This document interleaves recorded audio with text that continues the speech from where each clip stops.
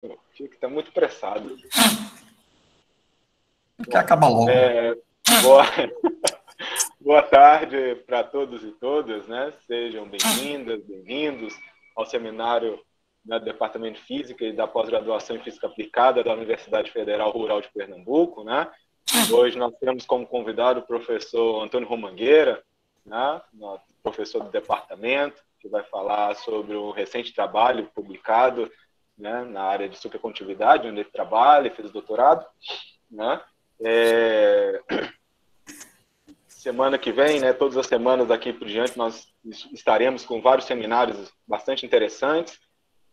Convido vocês a sempre estarem aqui conosco, né, nesses seminários às quintas-feiras, às 4 horas da tarde. Fazer já propaganda da semana que vem, vai ser o professor Tiago, da Informática, né, que vai dar um seminário semana que vem. Então, e assim por diante. Bom, então, sem muitas delongas, eu vou chamar o professor Adalto, que vai fazer uma breve introdução aí do professor Antônio, e aí a gente dá início. Adalto, palavra toda sua. Ok, obrigado, Anderson. Boa tarde a todos e a todas. Bem, eu vou fazer uma breve apresentação do professor Antônio Romagueira, que eu acho que é conhecido da maioria das pessoas do Departamento de Física, dos estudantes também, porque está encerrando seu mandato como diretor do departamento e passou esse tempo como, né, telhado de vidro, né? Ele deve estar felicíssimo, né, por escapar. Feliz, eu vou ficar semana que vem. Aí, pois é, né? Então, o Antônio já está conosco aqui no Departamento de Física há bastante tempo. A formação dele, né? Ele é bacharel em Física e mestre em Física pela Universidade Federal de Pernambuco, Departamento de Física, onde trabalhou em supercondutividade e continuou sua formação com doutorado na UFRJ, né? E também em supercondutividade, sendo, né, orientado, né? Esqueci o nome do seu professor orientador, é um cara famoso, né? Todo mundo reconhece, ouviu? É o professor Dória. Dória, exatamente, né? Alguém que deu muitas contribuições na área de supercondutividade. Então, o Antônio, né, é difícil, né, você medir a qualidade de um professor, né? Isso, os economistas já tentam, né?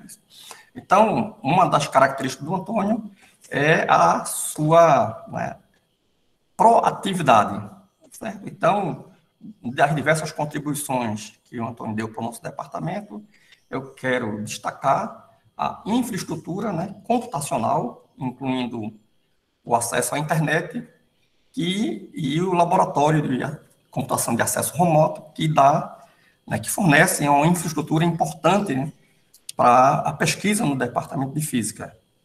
Certo? Então, eu acho que é uma contribuição essencial, né, para manter a atividade de pesquisa, além da contribuição pessoal dele se envolvendo com orientação de estudantes, né, liderando um grupo de pesquisa e, portanto, esse é o destaque que eu faço para a atuação do Antônio, né, e é um prazer apresentá-lo. Antônio, a palavra é sua. Eu agradeço imensamente aí as palavras, eu nem esperava, né, por ter palavras tão gentis, né? Eu esperava mais uma atividade remota, né, porque a gente vai entrando nesse ritmo, né, frenético, né, de aula, né? De repente a gente se dá conta que tem momentos realmente prazerosos, né? E a gente escuta palavras amigas, né? De pessoas queridas, né? Então eu fico realmente muito feliz, né? Em estar aí apresentando, né, o seminário hoje para tanta gente, né? E acho que o departamento tem sido uma experiência muito grande, né? Especialmente Adalto, né? Está sendo aí o meu porta-voz, né, desse seminário de hoje, né? E por dois motivos, é particularmente bom, né, ter Adalto. Primeiro, porque Adalto esteve na minha banca de seleção, no concurso que eu fiz, né? Então, Adalto é um dos responsáveis por eu estar aqui, viu? Você carrega esse peso, né? Certo. Ainda bem que você está dizendo que eu dei certo, foi uma promessa. Né? E segundo, porque você vai compor, né, a equipe que me sucederá, né, na gestão do departamento. Então, realmente fico muito feliz aí, né, com esse revezamento, hein? Você está mais feliz do que eu, cara. Eu lhe garanto. Muito bem, né? Então, vamos falar hoje, né, de um trabalho que a gente publicou recentemente, né, que é dos supercondutores, né, intermediários, né, do tipo 1, né, na escala mesoscópica, né? Eu vou tentar fazer uma conversa, né, um pouco de discussão sobre esse trabalho. Vou poupá-los aí da parte mais pesada, né, da simulação, das contas. E vou deixar bem claro que quando vocês tiverem dúvidas, né, pode levantar a mão, pode abrir o microfone, falar, né?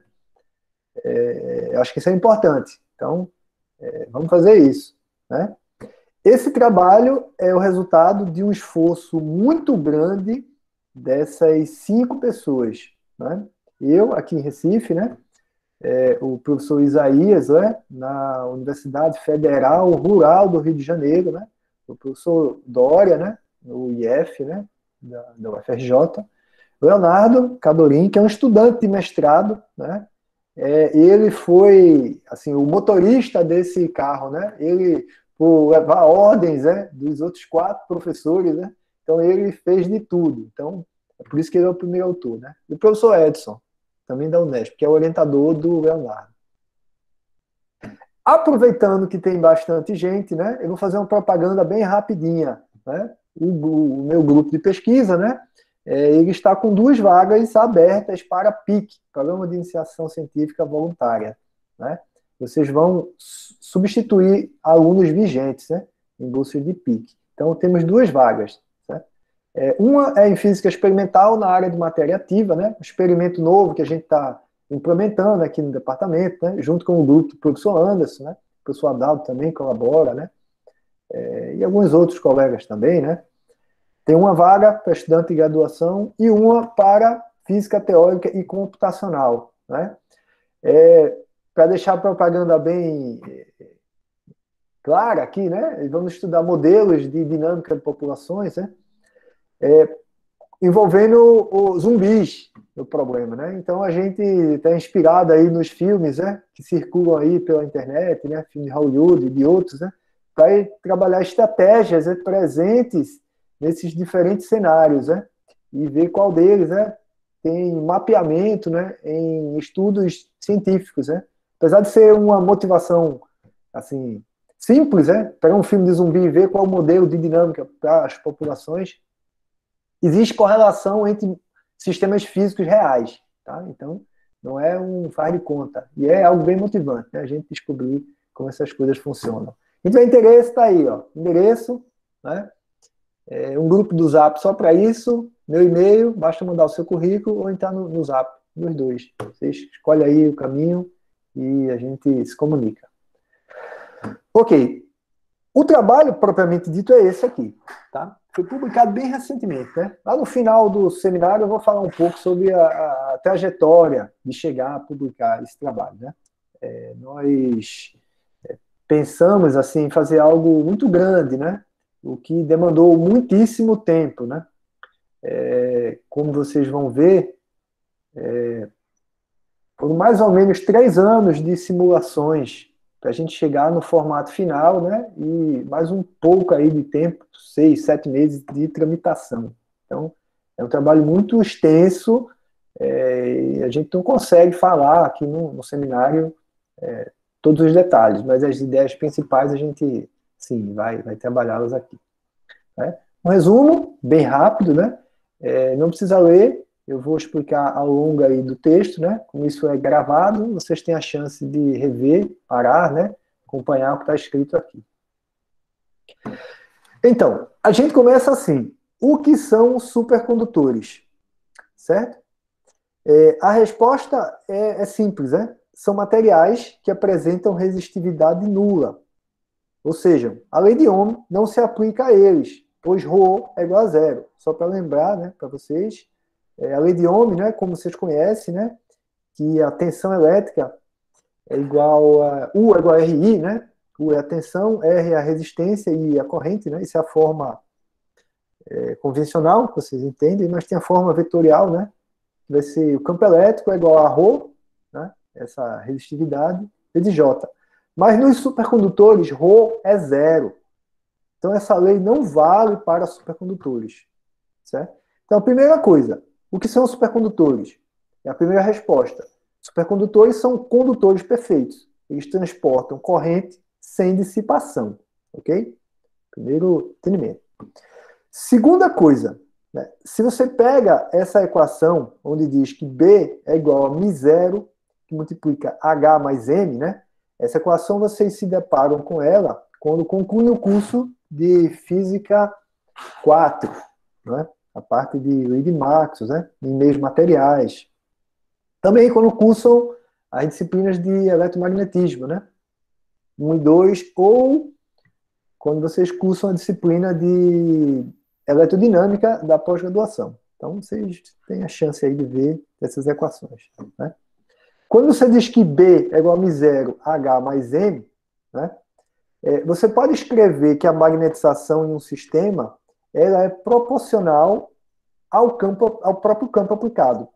E essa constante de proporcionalidade a gente chama de susceptibilidade magnética, né? Em supercondutores, você pode pegar essa equação aqui, né? B é igual a μ0 H mais M, que é igual a μ0 H1 mais Q, né? Essa letra grega. Né? Em supercondutores, esse Q é igual a -1.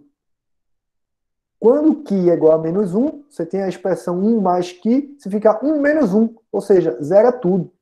Então, a indução magnética, né? Ou seja, o campo magnético no interior de um meio material, né? Ele se torna zero. Não há campo magnético no interior de um supercondutor. Então, respondendo a pergunta, pode falar.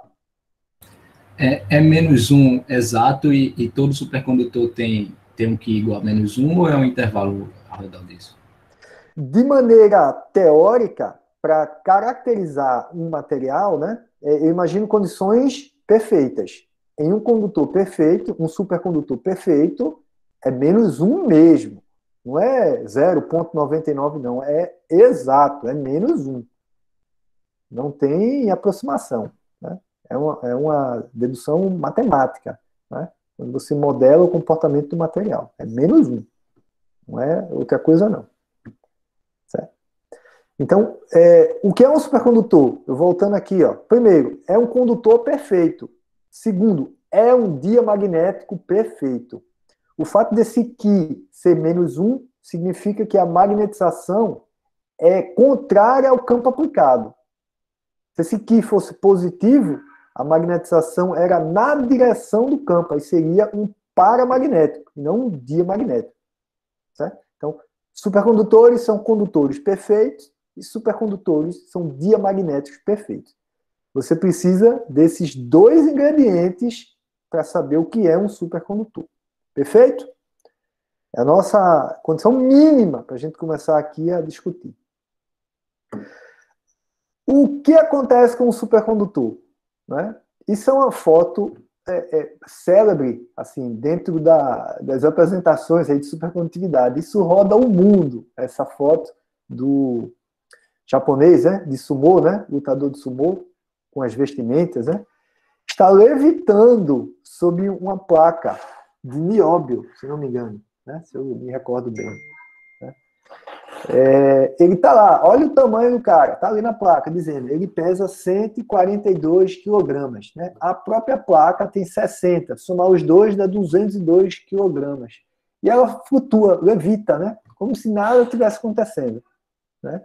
Essa força magnética é tão potente, é tão poderosa, que você poderia botar em cima, sei lá, um guindaste, né?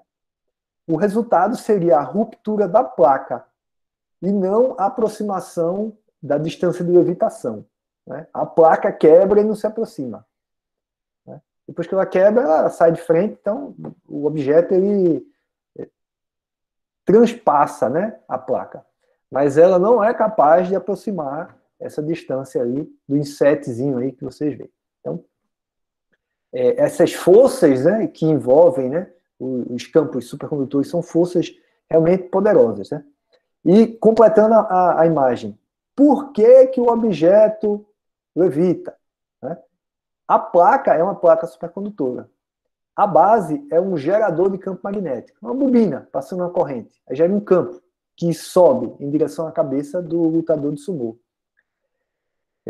A placa, ela deveria tocar na bobina, mas acontece que o campo não é permitido entrar dentro do material, né? Porque B, como eu falei, né, aqui, né, B é igual a zero.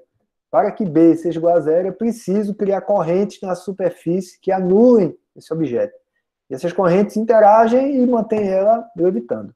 Então, essa é a nossa rápida motivação aí para vocês, né?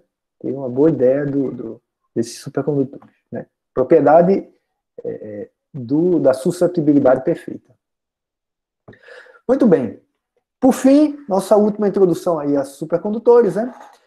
São dois diagramas básicos assim da área de supercondutividade. Primeiro, aqui em cima, à esquerda, gráfico de cima à esquerda.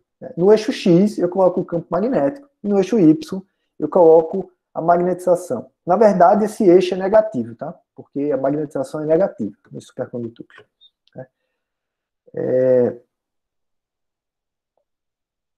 À medida que você vai aumentando o campo, né? Lembre-se que B é igual a zero, certo? Se você voltar aqui, ó, nessa equação, B é igual a zero. Então, H é igual a M, essencialmente. É menos M. H é igual a menos M. Né? Você pode jogar esse misério fora. H fica igual a menos M. Então, essa reta da figura à esquerda em cima tem um ângulo de 45 graus, certo?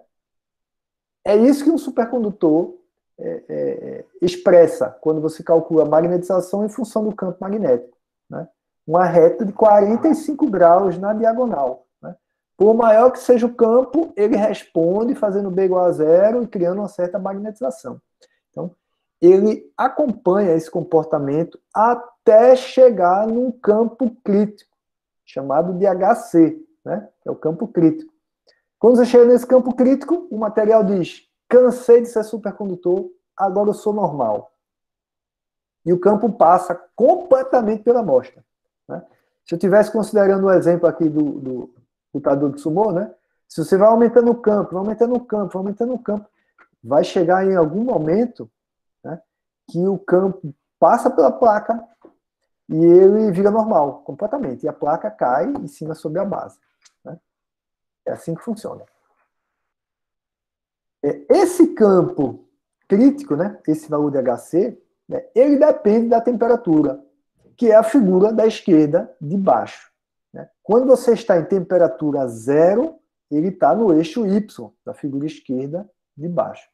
Se você começa a aumentar a temperatura, né, do sistema, esse campo ele começa a diminuir e fica cada vez menor.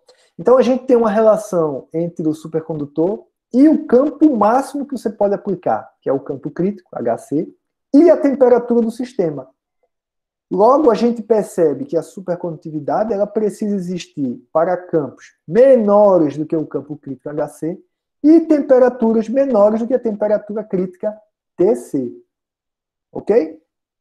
Então, são as condições. Alguém quer perguntar alguma coisa? Professor, o senhor tem em mente os valores típicos dessas temperaturas críticas para supercondutores comuns, assim, os mais usados? Em supercondutores puros, né, alumínio, nióbio, né, chumbo, né, essas temperaturas críticas são extraordinariamente baixas, muito baixas. Estamos falando assim de kelvins, poucos kelvins. Né. Em ligas metálicas, né, compostos bicompounds, né, compostos bivalentes, né, trivalentes ou tetravalentes, né, são baixos, mas não comparados com o do tipo 1. São da ordem de dezenas de kelvins. E, claro, existem os materiais modernos, né? Que são materiais cerâmicos, são materiais que possuem estruturas organizacionais, estruturas atômicas não convencionais que geram temperaturas altas, que já chegam da ordem de centenas de kelvins, né? Inclusive os exóticos, né? Os férmions pesados e outros, né? Que chegam próximos de temperatura ambiente e até acima da temperatura ambiente. Tem vários exemplos, muitos exemplos, de supercondutores que se comportam dessa maneira a temperaturas muito altas até. Contudo, eles vão exigir outras condições. Por exemplo, pressões muito altas, que não são pressões ambientes, né? Às vezes você precisa criar assim, 10.000 atmosferas para que o material seja supercondutor à temperatura ambiente. Você resolve um problema, mas cria outro, né? Onde é que eu vou encontrar um material que precisa estar dentro de uma célula de diamante, né? Pressões que só vão existir em núcleo de estrelas. Assim, a gente resolve um problema e cria outro, né? Então, os supercondutores do tipo 1 e as ligas simples, né? Os materiais puros e as ligas simples têm essa dificuldade. Elas apresentam temperaturas críticas muito baixas. Por outro lado, nós temos as figuras do lado direito, né? Que eu vou explicar já no próximo slide, né? O que são os supercondutores do tipo 2. Tem o do tipo 1, que é o do lado esquerdo, e tem o do tipo 2, do lado direito. Qual é a diferença do tipo 1 e tipo 2? Basicamente, todo supercondutor do tipo 2 também é do tipo 1. Certo? Pergunta? Nenhuma? Tá. Então, todo supercondutor do tipo 2 também é um supercondutor do tipo 1, ok? Só que o supercondutor do tipo 2 tem uma propriedade a mais, né? Ele não tem apenas um campo crítico, esse HC, né? Ele tem mais dois, né? Que a gente chama de HC1 e HC2. HC1, ele diz o seguinte: se você aplicar um campo que chegou nesse valor, ele meio que afrouxa essa exigência de supercondutividade e vai reconhecer que é melhor deixar o material ser um pouquinho supercondutor e um pouquinho normal. Então, ele vai criar regiões onde o material fica normal e outras ele fica supercondutor. Então, ele vai dividir no sistema, né? E essa divisão, ela permanece até você atingir um campo máximo, que é o HC2. Lá, você vai para o estado normal e a supercondutividade acaba. Ok? Então, na figura de baixo, esses campos também dependem da temperatura, igualzinho ao do tipo 1. Né? Só que agora tem HC1 e HC2. Então, você percebe que tem uma região dessa supercondutora, uma região que ele chama de estado misto, né? E uma região normal. Então, é isso, né? Se você inventar um material e quiser caracterizá-lo, saber como ele se comporta, você precisa fazer essas curvas. Essa aí. Uma curva de magnetização em função do campo, né? E uma curva do campo crítico em função da temperatura. Você fez isso, você fechou a caracterização desse material. Ok? Esse supercondutor do tipo 2, como é que ele funciona? Né? É a mesma figura, tá? Essa figura aqui, ó, do lado direito, embaixo. Né? Quando ele está num campo baixo, né? Um campo baixo e temperaturas sempre menor que TC, né? A gente chama, né? Aqui tem escrito estado supercondutor. Aqui eu já vou dar um nome mais específico. Aqui eu vou chamá-lo de estado Meissner, né? Que é homenagem, né, a um físico alemão, né? O Walter Meissner, né? Na verdade, ele e um suíço, né, descobriram essa propriedade, né? Que é o Oxenfeld, né? Meissner-Oxenfeld. Que é o seguinte: se você tem um material e o coloca dentro de um campo magnético, a resposta magnética, né, desse material é ter uma magnetização que anula a indução magnética, que é o campo médio dentro do material, né, essencialmente. Né, que é o que eu chamei de susceptibilidade magnética, aquele que é igual a -1. Né. Q é igual a -1 significa dizer que o campo será excluído do interior da amostra. Pergunta? Não? Então, vamos em frente. Quando você está no estado misto, né, é o que a gente chama de vórtex, né? Vórtice, vórtex em inglês, vórtice em português, né? O campo ele passa a atravessar a amostra em algumas regiões, né? E essas regiões obedecem regras quânticas, né?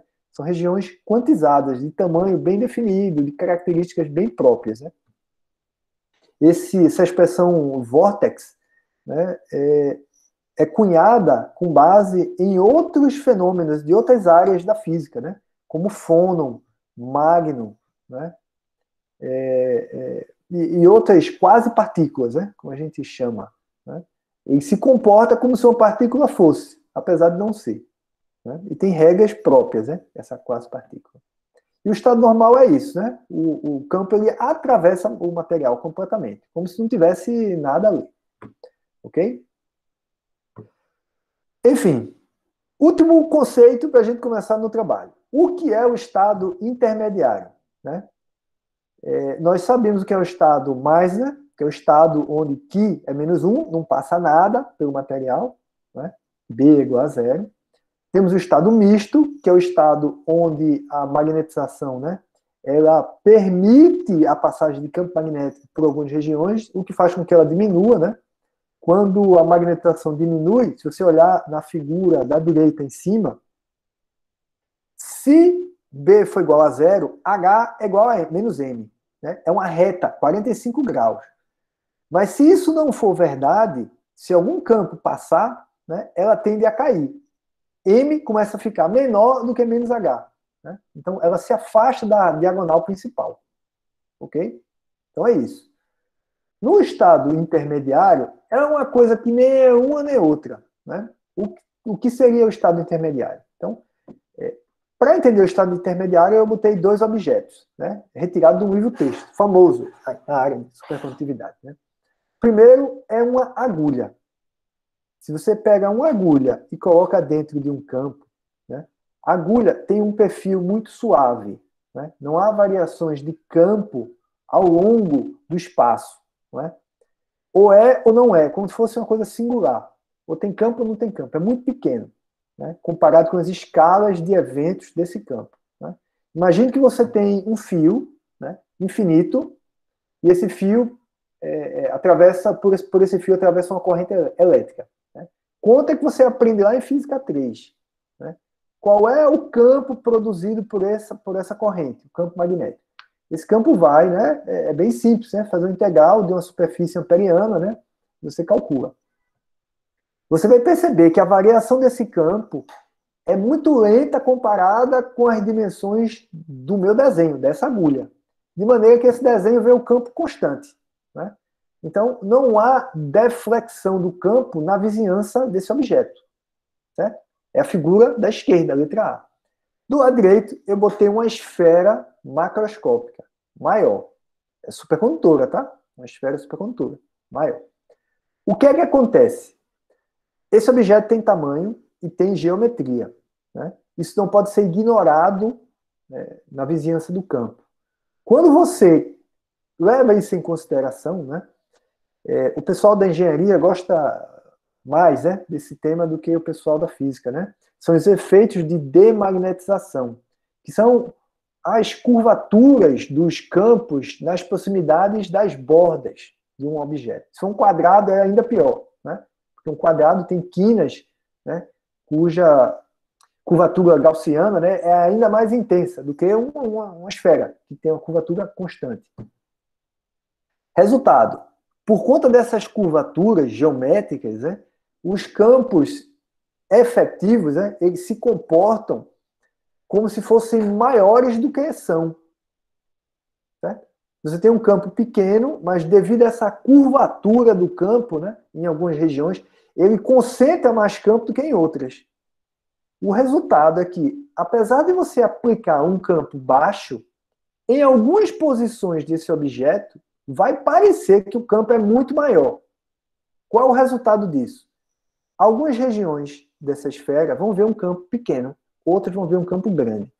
Quando você tem uma região que tem um campo pequeno e um campo grande, você pode induzir uma transição do estado supercondutor para o estado normal naquela pequena porção do objeto. Então você tem agora um material que é supercondutor que vai se fragmentar numa parte supercondutora e uma parte normal, devido a efeitos de demagnetização, efeitos geométricos. Né? Essa variação de região normal para a região supercondutora não é provocada por efeitos do material, mas sim efeitos da geometria. Né? E o comportamento do estado supercondutor é completamente alterado. Né? E esse comportamento em sistemas com essas características são chamados de estados intermediários, né? Intermediate states. Né? Então, essa é a nossa definição. No nosso trabalho, esse é o objeto de estudo. O que induziu esses estados intermediários em uma amostra finita. Ok? Isso aqui são as contas, no caso de resolver a equação de London na proximidade de uma esfera supercondutora. Né? Você consegue resolver, né? Não é tão difícil, mas você chega à conclusão de que o campo magnético na superfície da esfera, né, ela depende de 3 meios do campo aplicado vezes o seno de θ. Olha só, tu aplica um campo e o campo na superfície dessa esfera é 1,5 vezes o campo aplicado vezes o seno de um ângulo. Se o seno é 0, o campo dá 0, certo? Então você está lá no polo, né, em coordenadas esféricas. Né? Ou quando é igual a π, ele também está lá no outro polo, polo norte e polo sul. Mas quando ele é π sobre 2, o seno de π sobre 2 é 1. Seno de 1 significa que o campo na superfície é 1,5 vezes maior do que o próprio campo aplicado. Então, se você impor que isso precisa ser igual a um campo crítico, você consegue chegar 75% mais cedo ao campo crítico na região equatorial do que na região polar. Então você vai induzir transições nesse objeto, né? E vai criar o estado intermediário. Tá? Ninguém precisa fazer essa conta, não. É só para dizer que os efeitos geométricos, né, eles estão presentes, né, quando você aplica campos magnéticos. Tá? Essa figura é o mesmo problema, certo? Só que ele calcula lá, né, quando é que o campo crítico acontece, né, na região polar e região equatorial. Então, não preciso... Vou supor que vocês acompanharam até aqui. Se você pegar uma placa infinita, né, um plano, né, infinito, e fizer um campo vindo de baixo para cima, né, atravessar essa placa, né, como se fosse um desenho, né, como vocês estão vendo, né, esse campo naturalmente se desviaria, aumentaria de intensidade em algumas regiões e atravessaria o material, fazendo uma transição para o estado normal. É isso que acontece. Então, é a mesma coisa, é resultado de um efeito de demagnetização. Né? Se fosse se ele suportasse esse campo completamente, né, o campo teria que desviar, né, fazer uma curva de 90 graus para não atravessar o material. Pronto. Então, dei várias ideias aqui, né, do que é um estado intermediário, né? Agora vamos para alguns experimentos, né? Se você pega uma amostra de supercondutor tipo 1 e coloca num campo magnético, né? Esse campo sofre esses efeitos de demagnetização e vai se adaptando à estrutura da amostra. E vão formando padrões, né? Esses padrões têm a ver com a natureza estrutural da amostra, né? Os tipos de grãos, como ele foi construído, né? Como a amostra foi crescida, né? Tem a ver com a homogeneidade do campo, se o campo é homogêneo, é não homogêneo, né? Ou a temperatura, né? Tem várias... a temperatura crítica pode depender da posição. Então, vão formando esses padrões, né? Parece um labirinto, né? Um cérebro, né? De uma pessoa, né? Aqui é outras imagens, né? Que você vai botar no campo, e esse campo vai induzindo estados intermediários, né? Não tem vórtice aqui dentro, né? São estruturas assim, né? Lamelares, né? Estruturas que vão criando labirintos, né? E vão criando um formato próprio. Né? Isso no estado intermediário. Pronto. Então vamos lá para o nosso trabalho, né? Que o tempo está voando, não está andando, não. Né? Como eu disse, devido a fatores geométricos, né, nós temos variações dos campos. Então, o que a gente fez? Né?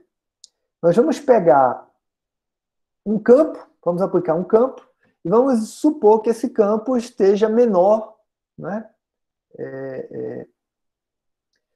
Se esse campo for um supercondutor tipo 1, se ele for maior, né, do que o campo crítico, você acaba com o material. Né? Se esse campo for maior do que o HC1, você tem uma amostra onde deve estar presente vórtice. Se esse campo, HA é campo aplicado, tá? Se esse campo for maior do que HC2, você vai ter um estado normal sempre. Ok? Então é isso que a gente vai tentar entender, né? A relação do campo com essas grandezas críticas, né? HC, HC1 e HC2. Então, a motivação da gente fazer esse trabalho é bastante antiga. Né? Tem 2 livros muito famosos na supercondutividade. Um deles é do De Gennes, né? É um físico francês, né? Ganhador de prêmio Nobel, né? Tem vários livros publicados em várias áreas, né? É uma pessoa realmente importante na história, né? Recente aí da física. E o livro do Tinkham, né? Esse primeiro aí que eu coloquei, né? Introduction to Superconductivity. Né? O livro original é de 1975. Então, você pode voltar lá no tempo e você vê lá, né? Então, o que está escrito lá já tem 45 anos. Né? Tentaram encontrar evidências experimentais disso, do que está escrito, né? Vou explicar agora para vocês, né? E, posteriormente, tentaram fazer simulações.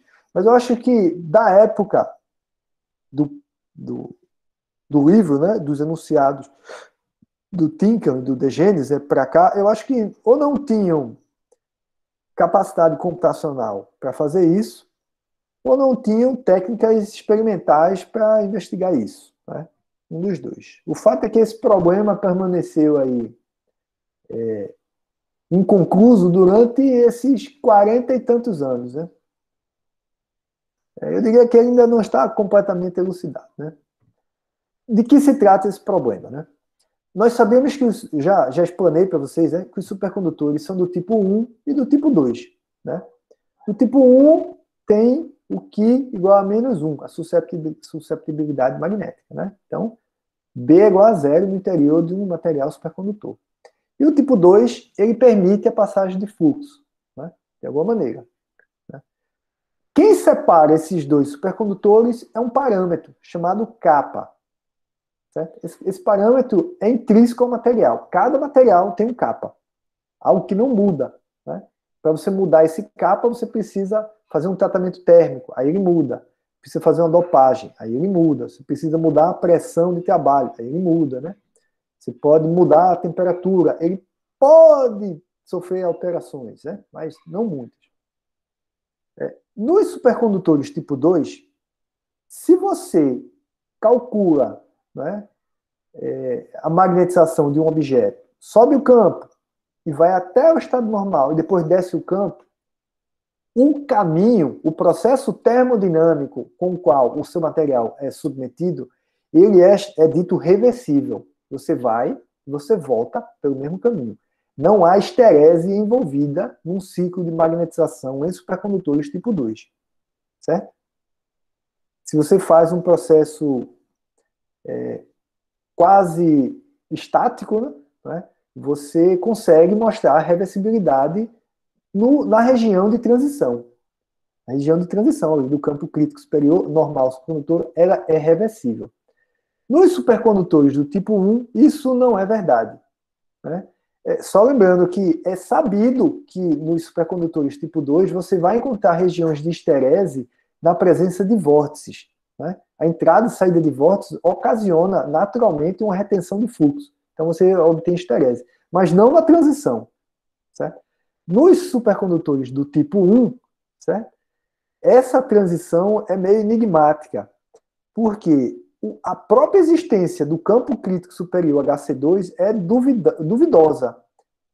Porque, eu vou voltar bem muito aqui, ó, depois eu acelero tudo de novo. Né? Olha a figura da esquerda, só tem HC, não tem desenhado HC2, nem HC1. Né? Tem nada disso. Né? A ideia por trás dessa argumentação do Tinkham e do De Gennes é que em supercondutores do tipo 1 existe HC1 e existe HC2. Só que esses valores podem estar à direita de HC. Certo? HC1 pode existir, HC2 pode existir, mas à direita de HC. De maneira que quando você chega em HC, você vai para o estado normal e acabou.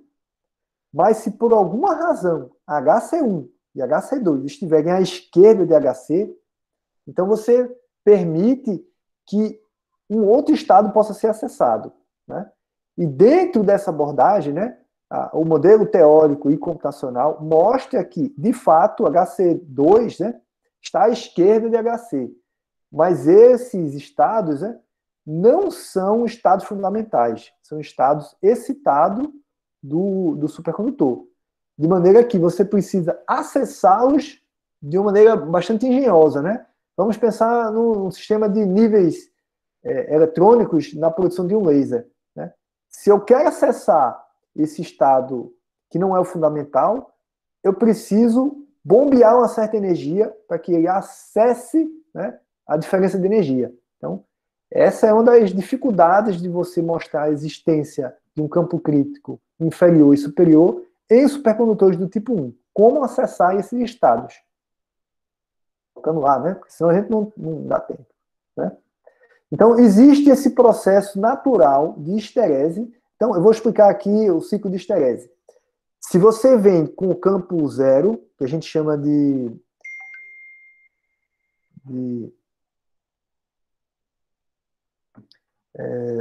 Ziegfeld, né? Você tem um campo, resfria, sem campo magnético, você esfria a amostra, quando ela é supercondutora, você começa a subir o campo lentamente com a temperatura fixa. Então, você vem andando pela seta de cima da esquerda para a direita. É um traço contínuo, certo? Não é tracejado, é uma linha contínua. Então, você vai pela direita. Quando você chega em HC, o material vai para o estado normal. Então, o valor do parâmetro de ordem, né, o psi, ele vai para zero abruptamente. Pum! Vai para zero. Aí você continua indo para a direita, mas a solução é zero. De repente, você diz, não, agora eu vou voltar a ver o ciclo de histerese. Aí você vai voltando. Ou seja, eu estou reduzindo o campo magnético aplicado. O curioso é que quando você chega em HC, o sistema não volta para o valor do parâmetro de ordem que você tinha. Ele permanece em zero. E ele se arrasta por um certo intervalo de campo, até chegar num valor crítico, chamado de HC2, para amostras do tipo 1, que em tese não existe. Não é? Isso é um texto de 1975. Né? É uma afirmação que tem 45 anos de idade. Né? Então, você vai reduzindo o campo, chega num valor, aí ele, pum, sobe de volta. Se você for para a direita, novamente, começa a subir o campo, você vai subir até chegar em HC e ele, pum, cai para zero. Aí você sobe mais, né? Zero, depois você volta e ele não retorna em HC, ele passa direto. Então, a presença desse ciclo de histerese em supercondutores do tipo 1 na vizinhança da transição revela a existência de outro campo crítico, certo? Isso está lá escrito e a gente só precisava mostrar que isso é verdadeiro, né? Então, vamos em busca desse resultado, né? Por que intermediário? Lembre-se, né? Esse resultado foi mostrado para supercondutores sem fronteira, né? É um meio semi-infinito, assim, né? É o que ele supôs. Né? Nós estamos agora fazendo para uma amostra finita, né? Um objeto de tamanho real. Né? Então é isso que a gente fez. Pegou essas afirmações, né, do De Gennes e do Tinkham, vamos modelar um objeto, e vamos aplicar um campo e vamos resolver as equações. Variamos o campo, resolvemos a equação. Variamos o campo, resolvemos a equação. Então, vamos tentar identificar esses ciclos e esses campos críticos. Né? Então, esse aqui é o nosso sistema. Né? Ele é um cubo, se eu posso chamar assim de cubo, né? Que tem seção transversal quadrada, né? de aresta L e altura H. Né? H foi mal posto, né? Devia ser H, não. Esse campo, né, essa altura H, é muito maior do que L.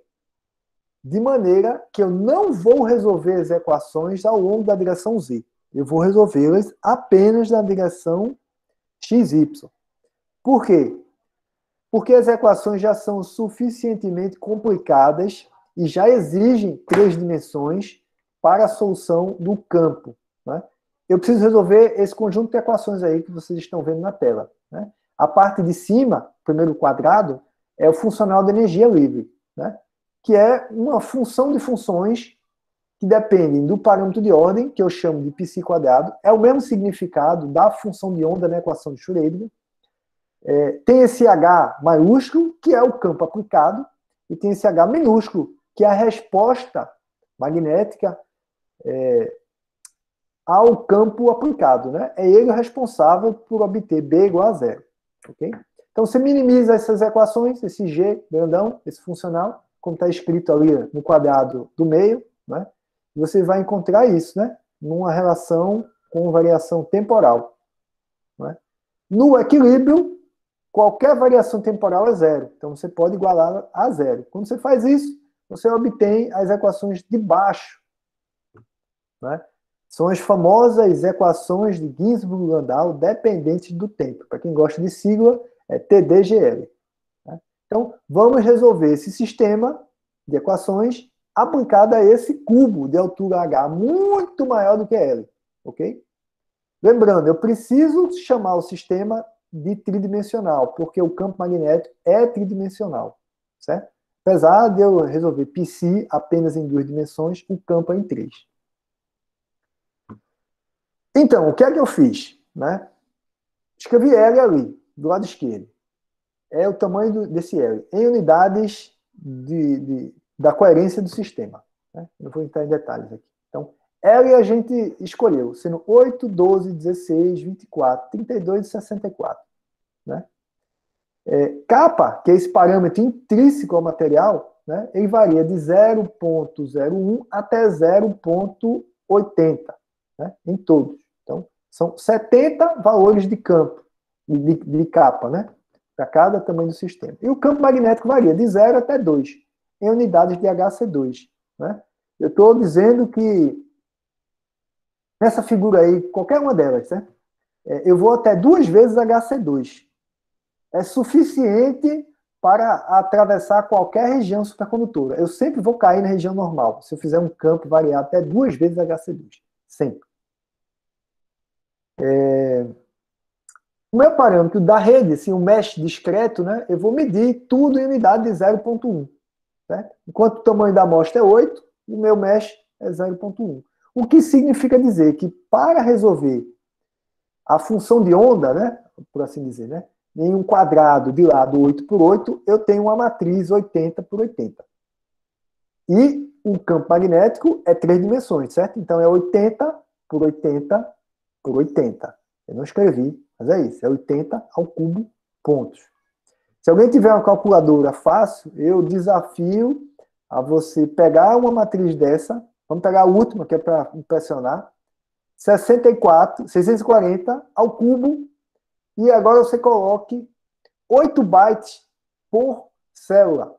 E me diga a resposta, qual é a quantidade de memória RAM que eu preciso só para carregar esses dados. 640 ao cubo vezes 8 bytes, né? O resultado você coloca aí em mega, giga ou tera. Você escolhe aí. Né? Se alguém conseguir aí até o final, ganha um prêmio aí do coordenador da pós-graduação. Vai ser uma caneca. Caneca não pode, né? Porque tem... Vai ganhar um abraço virtual aí do coordenador. Ok. Então é isso que a gente fez. Variou L, kappa, H. Né? E fez o ciclo de Hesтерese. A subida e a descida. Certo? Então, a gente chegou à conclusão, né, da presença de vários capas. Né? Eu já estou passando para a parte de conclusões aqui, né, porque o tempo voou. Né? O que seria isso, né?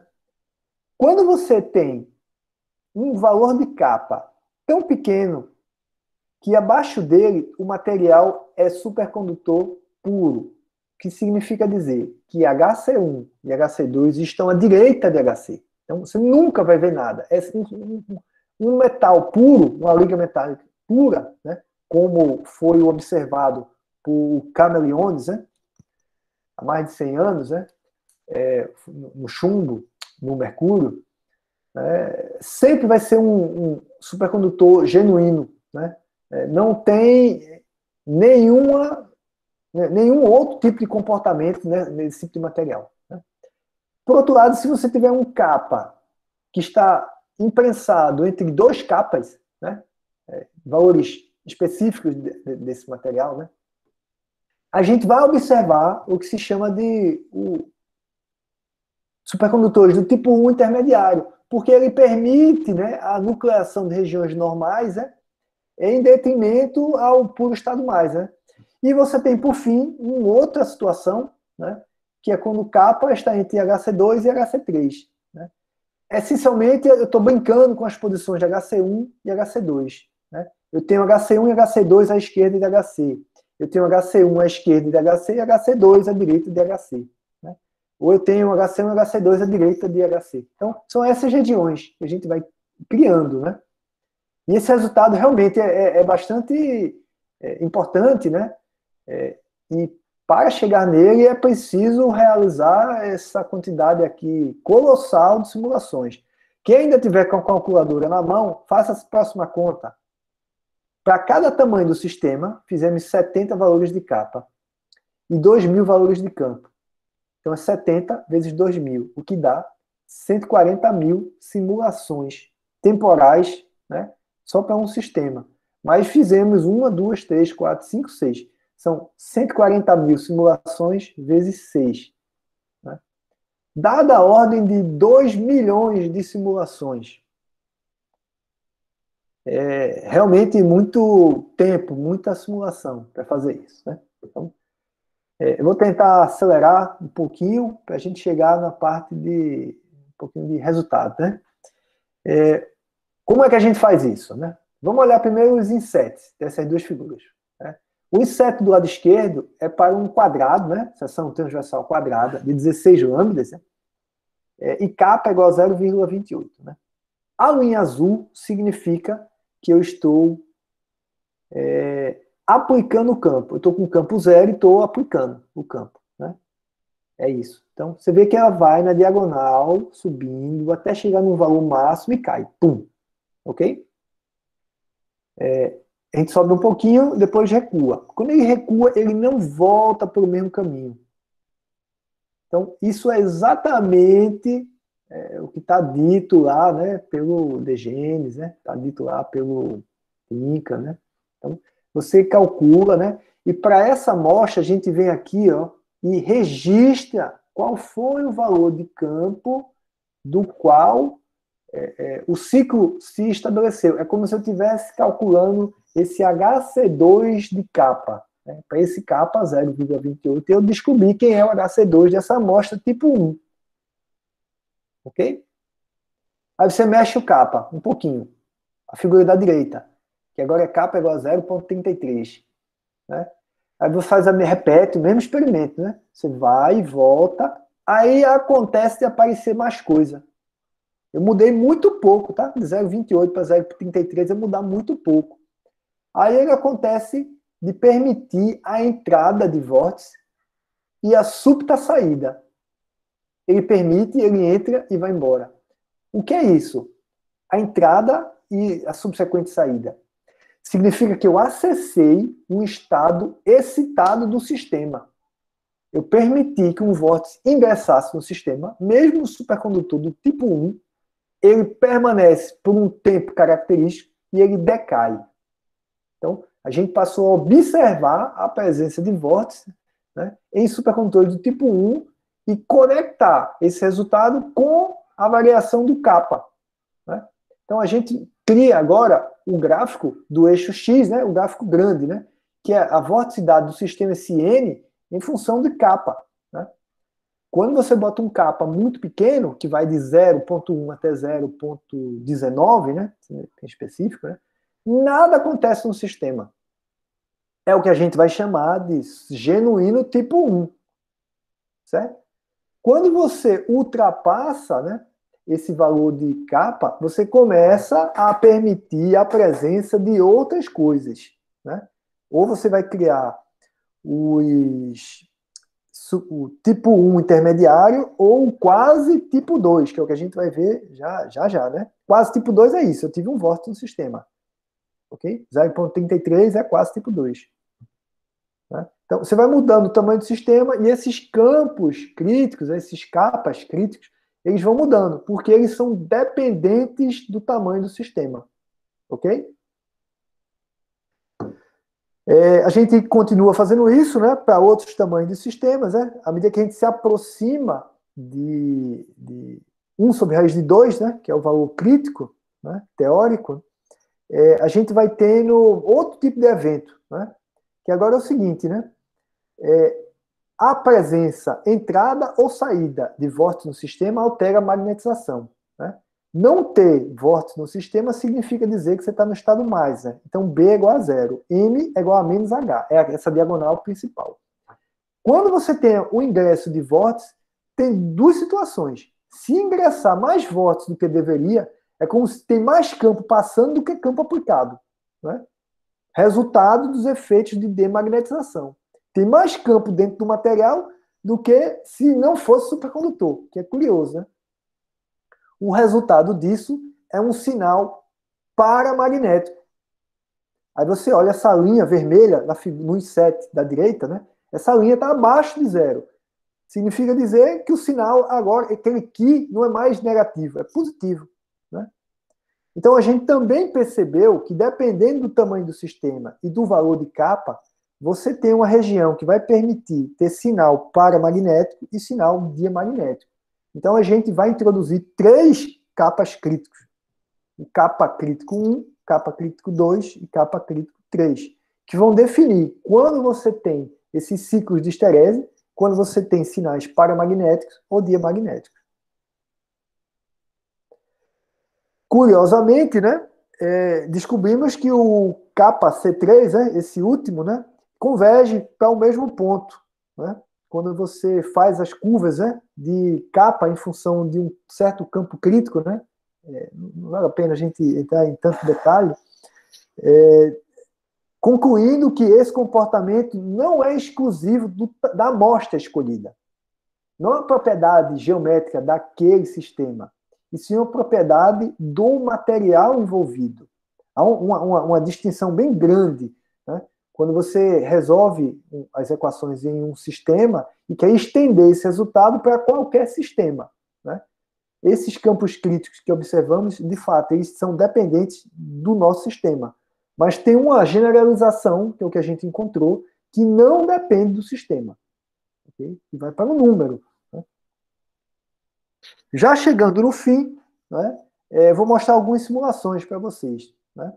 O que é essa simulação? Do lado esquerdo, em cima, é simplesmente o logaritmo do módulo da função de onda. Okay? Por que o logaritmo? Quando você tira o logaritmo de coisas muito pequenas, né, essas coisas pequenas ficam grandes. Né? E se você tiver uma coisa grande perto de uma pequena, o logaritmo vai permitir que a gente veja as duas, tanto a grande quanto a pequena. Okay? Então, essa é a razão do logaritmo. Embaixo, eu vou mostrar a fase. Fase é como se fosse o ângulo entre as componentes de uma variável complexa. Né? Vocês podem tentar se recordar, né? Toda variável complexa, né, ela define um ângulo. Você pode escrever o seu número complexo como sendo o módulo desse número vezes a exponencial de I θ, onde θ é essa fase. Então, é isso que a gente faz. Eu só vou desenhar quem é esse θ. Ok? No lado direito, em cima, né, a gente vai mostrar a magnetização, essa que eu tanto falo para vocês, em função do campo aplicado, e do lado direito, embaixo, é a energia do sistema. Ok? Se a energia do sistema ficar positiva, significa que é energeticamente favorável ir para o estado normal do que permanecer no estado supercondutor. Logo, se eu estou num estado supercondutor com energia positiva, é um estado excitado, não é o estado fundamental. Ok? Então, vamos lá. É bem rapidinho. Ops. Acho que, dependendo da conexão de vocês, vocês talvez não consigam ver.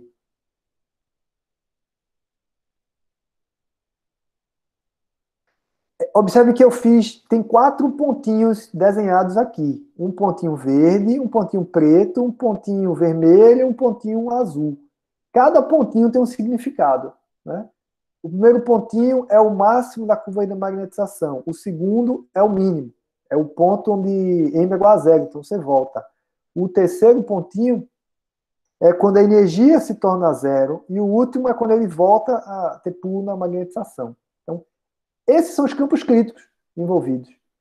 São 4 campos críticos. E a gente classifica todos esses 4 campos críticos em função de capa, parâmetros exclusivos do material, e o tamanho do sistema. Isso aqui é um outro exemplo onde esses pontos estão mais separados, né? Que é mais fácil a gente visualizar, né? O que acontece. De novo.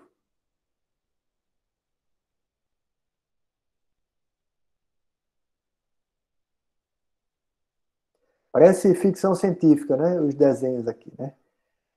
Isso aí é uma coleção de todas as curvas, juntas, assim, né? Algumas, mostrando diferentes cenários, né?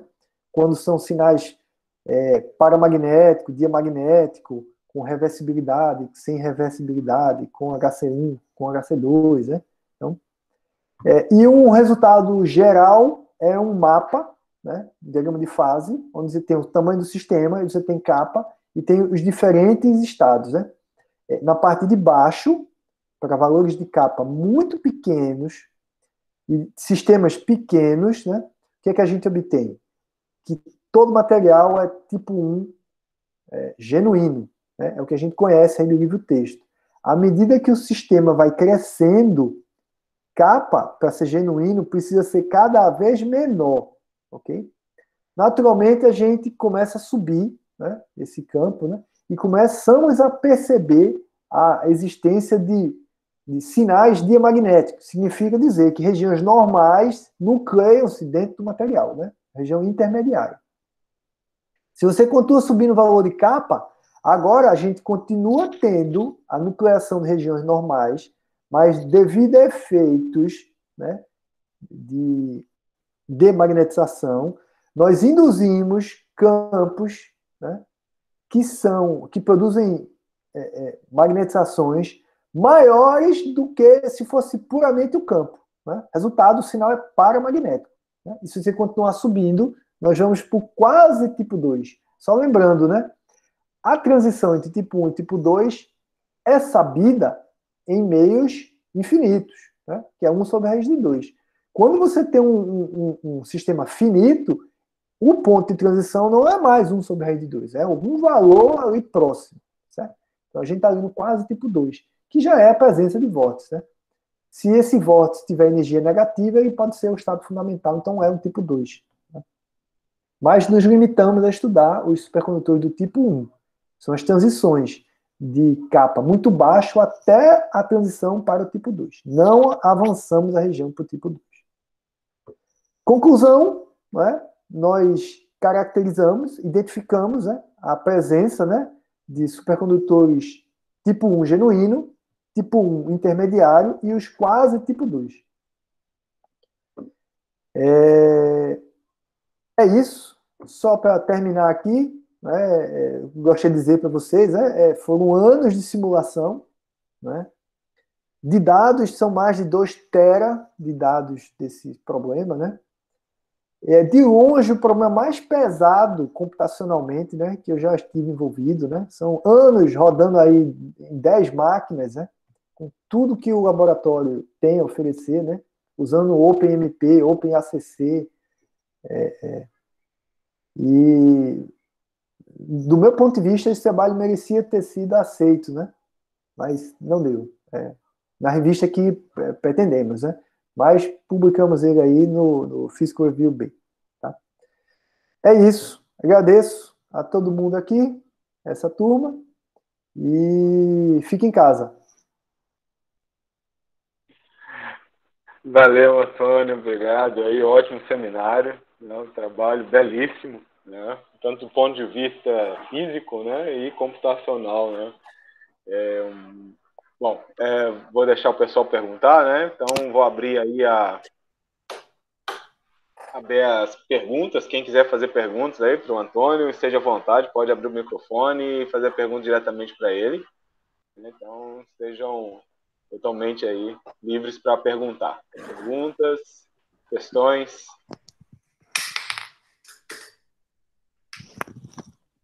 Alguém a luz. Ninguém uma pergunta. Então, eu vou perguntar. Eu pergunto também, eu pergunto para mim mesmo. Seguinte, quando você falou lá do primeiro gráfico dos seus resultados, quando você fala que um vórtice entrou e saiu, né? Ele decai. Isso. Né? Isso quer dizer que esse vórtice é um vórtice que ele tem uma exponencial real, isso aí, ele é uma fase, se fosse imaginário, ele propagaria, né? E se fosse real, ele decairia para zero, que são um modo propagante, um modo, né, evanescente, é isso? Significa? Vamos lá, né? Eu estou compartilhando a tela toda, você está vendo aqui. Pronto. Nós resolvemos a TDGL, que é essa teoria aqui. É a teoria dependente do tempo. Né? Os objetos têm velocidade, eles se propagam de verdade. É dependente do tempo, né? É por isso que as simulações são tão difíceis. Né? Apesar de eu resolver um problema dependente do tempo, eu estou interessado nas soluções estacionárias. Eu preciso resolver dependente do tempo até que ela se estabilize. Estabilizou, então eu pego ela e vou dizer, essa é a solução estacionária. Mas o fato dele sair, ele entrar e sair, ou morrer, esse vórtice morrer, o que causa isso?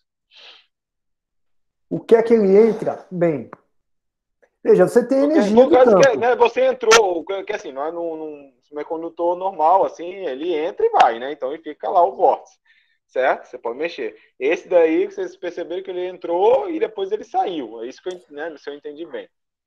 Olha lá, para você aqui, né? Olha isso, aqui. Ele entrou e você saiu. Tá vendo? Né? Observe que o eixo X... Isso, e que significa? Por que significa exatamente isso aí? Veja, o eixo X é campo, o eixo Y é magnetização. Né? Como é que eu posso falar que o vórtice entrou e saiu? Você está falando de campo, magnetização e não tem tempo envolvido, né? Significa que, para esse valor de campo, eu obtive um estado que tem vórtice. Aí eu diminui o campo, eu tenho outro estado que tem vórtice. Diminui o campo, aí de repente não tem mais vórtice. Tá. Você está variando o campo aí, né? Eu estou variando o campo. Quando eu variei o campo, é como se eu estivesse dizendo, eu tirei energia do sistema. Tirei energia do sistema, eu não consigo mais criar um estado que é excitado. Tem pouca energia disponível. Então agora ele é como se tivesse decaído. Se você olhar a série temporal, você observa literalmente a saída desse objeto do sistema. Mas como eu só estou mostrando o estado final, aí você não vê assim, a dinâmica. Certo, é porque você está mexendo no campo ali. Estou mexendo no campo, isso. Ele aparece, mas aí ele... Mas ele não devia aparecer. É aí que mora a questão. Então, essa é a questão. Ele não devia aparecer. Não devia aparecer. Né? Por que aparece? Porque é energeticamente possível. Sim, você acessou um estado, como você falou, você conseguiu acessar um estado, um estado onde é acessível, né? De não fundamental, né? Onde ele está. Isso, um estado não fundamental, exatamente, né? E às vezes tem barreiras de energia. Você está num estado não fundamental, porém não consegue sair dele. Né? Para passar dele, você precisa superar assim, um morro para depois decair, né, para o estado fundamental. Mas você não tem essa energia. Você aprisionou em um estado excitado. Né? Quando você é capaz de identificar mecanismos compostos, postos mínimos locais, tem uma física super rica, né? Você é capaz de fazer populações, né, de estados excitados, né, e fazer os decair conforme a conveniência, né? Então você cria uma espécie de um laser, né? Laser de fluxo.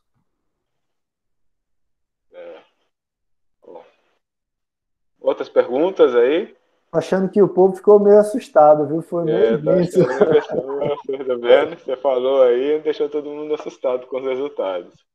Vejam, de fato, né, esse resultado é bastante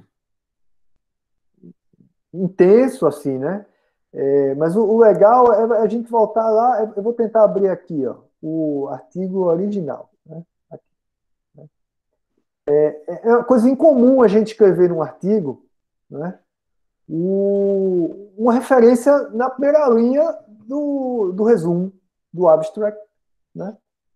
Tá lá, né? Michael Tinker, né? Introduction to Superconductivity em PGDGs, né? Superconductivity of Metals and Alloys, né? Porque é algo que dura, assim, uma vida, né? Tá lá, 50 anos. Se for pegar o do Degenes, é de 66, né? É ainda mais antigo. E, assim, ficou lá perdido. Ninguém quis. Não é que ninguém quis, é difícil dizer o que é importante, né? O que não falta aí é livre, artigo de gente dizendo o que está certo, está errado, né? A gente precisa ter as ferramentas, né? E o discernimento para atacar os problemas bons, né? Os bons problemas, né? Esse é um exemplo, é um bom problema, né? Não sei por que deixaram ele sobrando aí para a gente. A gente foi lá e tentou comer a carninha do osso que sobrou. Bom, É então, isso. bom, vou agradecer, né, o professor Antônio aí pelo seminário, agradecer a presença de todos vocês, né, de todos e todas aqui, né, que estiveram até agora. Adalto? Não, só já que estou vivo. Nossa, agradecer aí, não teve um número bem expressivo de pessoas aí no seminário, espero que semana que vem também vocês venham todos e todas, né? E obrigado, tenham uma boa tarde, bom final de semana e como já foi dito, né? Fique em casa, a situação está muito perigosa e a gente não quer que ninguém fique mal, né? Então, todo mundo em casa, vamos segurar aí, né? E se cuidar. Então, um abraço e até a próxima. Obrigado. Beleza. Valeu. Obrigado, Tchau. todo mundo.